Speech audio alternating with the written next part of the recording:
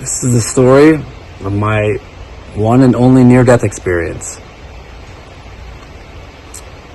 It was April of 2025. And I had made a big spiritual no-no. A big spiritual no-no. I went into a session with very powerful people, Barry and Karen. And in this session, they had asked me, they said, "What do you want to release today? What would you like to work on?" And I had written down about 36 fears and traumas on one piece of paper. And I said, well, I wrote down some fears I'd like to address on this piece of paper. I didn't show it to them. I didn't tell them how many.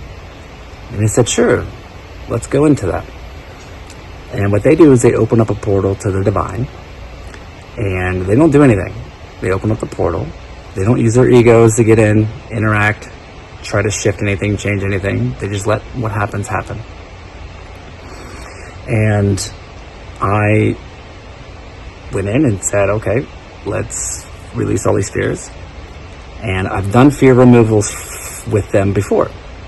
Literally like a claw from the claw machine that entered down through my energetic channel and removed fears from my lower chakra system, like that accurate. And this time I was like, let's get them all. Let's get all of them. This was a big spiritual no-no. Because, all 36 were addressed. And in that session, I felt divine bliss. Bliss like I had never felt before. In session. Right? And wow, was it powerful. But then, that night, not even long after the session, I had so much energy exploding in my head that I was screaming at the top of my lungs. I was twitching and screaming like I was screaming. It was so painful. I thought my head was going to pop like a balloon. And I'm not saying that metaphorically. Literally, I was like, my head's going to explode. My head's going to explode. And every single trauma came up at once. Imagine all of your fears, your deepest fears, and all of your traumas coming forward at the same time. Wow. I went full-blown psychotic. Like, I could not stop screaming. I took one sleeping pill, two. It finally took 3 sleeping pills. One knocks me out. 3 sleeping pills to knock me out. The pain was so intense. I couldn't stop twitching. I couldn't sit still. It was just nonstop screaming and crying and screaming. Then and I put this in the chapter of my book called The 36 Fears, Post 36 Fears. For the next 30 days, I was being what Barry called internally crucified. When you go into these sessions with powerful healers, be careful what you ask for. I thought it was going to be, I'd like them released eventually, or maybe it'll just come, it'll be a little bit rough, and then they'll be gone. That's not how it works. That's not how it works at all. And it was really intense. And I couldn't eat. Days would go by. I couldn't keep anything down. I could not stop vomiting. Every day I was vomiting. I couldn't keep anything down. I couldn't do anything. I couldn't work at all. I couldn't focus. I couldn't read. My eyes became blurry. I thought I was going to lose my vision. Only thing I could do was sit and meditate and release and release and release and release. That's all I could do. So I released and meditated round the clock for 30 days. On about day 14 or so, since I couldn't eat and couldn't keep anything down, my organs were failing. And I was with my family at this time. And they were trying to help as much as they could, but I just couldn't keep anything down. There's so much fear and anxiety shooting through my system, processing and coming out. And my kundalini was rampant. So I went to the ER, and they said, yeah, this is not great. This is not great. Take this. But everything else checked out, my organs. I came back from the ER, and I knelt down in front of the Virgin Mary statue, and I said, please take this from me. Take this cup from me. I cannot do this anymore. I begged from the bottom of my heart, please have this pain be taken from me. Or kill me. Just, I can't do this anymore. I went back to my bed, and I sat up to meditate again, and then I could feel it. You know, as they say, a lot of people say when they die, people that come back and say that when they were dying, that the soul lifted up and out of their head. And that is exactly what happened to me. I was just sitting there, and I just faded. And there was an acceptance, like, I've been through so much pain, I'm just gonna let it go. This is me dying. I'm gonna die. It went out the top of my head, and I went into another dimension. And it's the only way to describe it, was another dimension. In this dimension, it was all black. Not like a scary black, but like indifference. There was no unconditional love or anything, you know.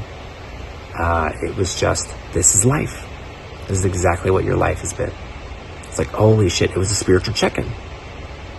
You are a human that was living out a soul, or a soul living out a human experience, and with beyond a shadow of a doubt. And it was like this blackness, and there was like a grayish line down the middle. And wow, this was like, you know, like when you're on psychedelics, you're in a whole nother dimension and things just make sense. Well, this was that.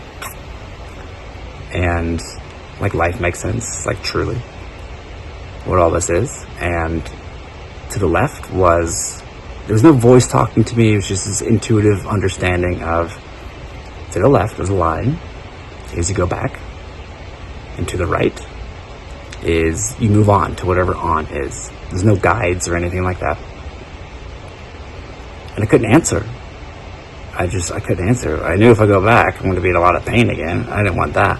And this place was peace, indifference, and peace. And I'd read so much about NDEs, and in that land, I just kind of knew what was up. It's like, I don't know, like, but I also don't know what's on door number 2 to the right? Seems like it'd be great. So I just couldn't answer. I couldn't answer. And in my non-answer, I was then taken up to another dimension. And in this dimension, this was Christ consciousness. Beyond a shadow of a doubt. Up in the top right corner, way off in the distance, was a blurry Christ. He was blurry, but his heart radiated gold. And it shattered all throughout me, because I was formless, but I could feel it radiating every part of me, and it was unmistakably Christ consciousness. Wow. And all these downloads of what Christ is and how he's been there for me and throughout my entire life were there. And it was just this, I'm there with you. I've always been there with you. And that was it. And then came back into my body. And I was in this high state for a while, a little bit while after, like an hour after. And here's the thing, it's like, that doesn't mean that Christ is the only one and savior, right? That Christianity is the religion. Because if you change your virtual private network, your VPN, to India, all of the NDEs over there are Kali and Krishna, right? It just happens out here in the West, it's what we're familiar with, it's Christ, right? And so there's actually way more NDEs that are Kali and Krishna. So if we're going by a numbers game, if there was a correct religion, that would be the one, right? It's purely by numbers only. But as Tom Campbell says, it's the larger consciousness system giving you what you need, what you're comfortable with, what you're familiar with. And that's what I was familiar with, right? And so one religion isn't better than the other. It's just what I was familiar with. That was the comforting guide. And it has been my comforting guide, right? So One path isn't better than the other, right? Say that to Christians too, by the way, like who hear, I've told that my NDE story to other Christians. They're like, see, that's Jesus is your Lord Savior. And it's like, listen, I'm a powerful Christ follower, but he is not the only one in Savior, okay? He's not. And I tell them about change your virtual private network to India to see other people talking about Krishna and how the powerful experiences they have with him. And they're befuddled. They don't know what to say, right? It's because we live in these little bubbles. And that's all to say that we are taken care of. We are. We are taken care of. And we are watched over. And it wasn't my time, even though I couldn't answer. I wasn't given what my mission is. I just knew up there that there was a mission. And I didn't know what it was. I kind of knew what it was. I'm kind of doing it right now. But that I was to fill that out. And it was not going to be easy. And it's not, and it hasn't been. Just because you have an NDE doesn't mean it's like all perfect. As a matter of fact, one of the things with NDEs is that they come back and they can't replicate it, right? They can't replicate a mystical state again and get up the state. And so they kind of have that as their story. It becomes part of their identity. And so one of the things that I want to teach is how to replicate it, how to get into mystical states, how to actually get on the path to enlightenment. So it's not just a story. That's the problem with all these NDEs that you see on other channels is it's one thing to happen to them one time, to shake them up and get them right? To give them, it's a spiritual check-in. It's the larger consciousness system showing them, breaking the fourth wall of reality and showing them what's up, right? You are a soul living out a human experience, right? Because we need that in this infinitely hard game. But they can't replicate it. It's like, what do I do with that, right? It just becomes a story. And so what I want to do is help people replicate that. So you don't have to have an NDE to have these experiences, to know. You don't even have to have psychedelics to have these experiences. Although I do recommend them. I think the natural route, once you use them as a tool, to get you there. Because it's like Ram Dass had said. Ram Dass had taken a lot of acid to his guru, Neem Karoli Baba. And then he said, do you feel anything? And they're walking around. He goes, nothing. So he comes back a year later and he gives him double the amount. It was like 9 hits of acid. And he goes, do you feel anything? I don't feel anything. Right? And they're walking around. And that's when Ram Dass realized, he said, because when you're in Chicago, you don't need to take a bus to Chicago. When you're that enlightened, when you're highly enlightened, psychedelics don't do anything. You're already there. And it's the same with NDEs, it's the same with high mystical states. We need to get you there as fast as possible to get you there so you can feel it and experience it. And if this video is calling to you, it means that you're ready. So I highly recommend picking up my book, Enlightenment Express, following a lot of these videos, because again, as I end every video, I want you to get out of the conceptual and into the experiential. I do not want you to have a near-death experience to be able to see that you are a soul living out a human experience and to know what life is. I want you to get there as fast as possible through your own experience, the natural way, okay? Anyways, that's my NDE story.